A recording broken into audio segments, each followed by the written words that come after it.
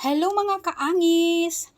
Huwag niyong itapon ang buto ng ampalaya dahil mayroon itong mga benepisyo sa ating kalusugan. Huwag nating sayangin ang mga healthy compounds na nakapaloob dito. Maaari rin itong makatulong sa cancer treatment.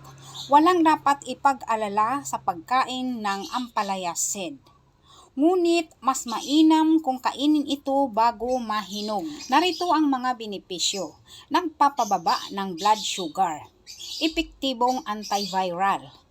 Nakakatulong sa paglinis ng atay. Ayon sa pag-aaral, ang buto ng ampalaya ay nagpapababa ng glucose level sa dugo.